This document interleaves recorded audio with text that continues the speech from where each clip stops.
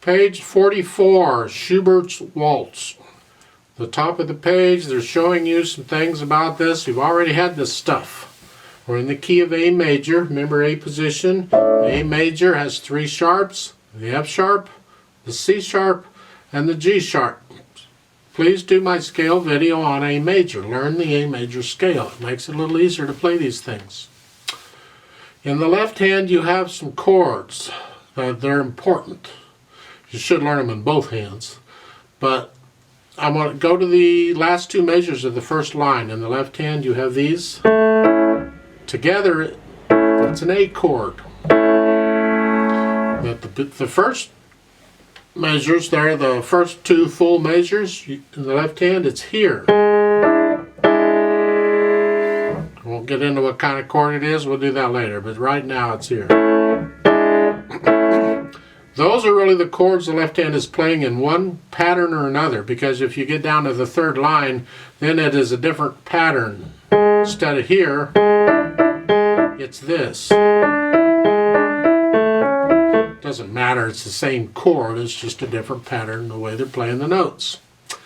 The right hand, you've got dotted rhythms. We covered dotted rhythms in the last video. If you don't understand them and know what they are, please go back and do the video again and go through it until you do understand.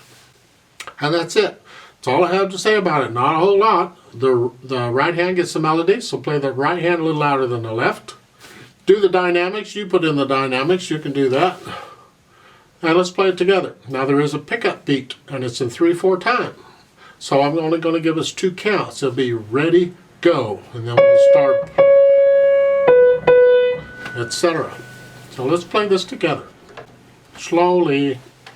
So you're starting out, the right hand's in A position, but if you look at the left hand when it starts, it's a G sharp, it's this chord. So this is where you're starting. Ready, go.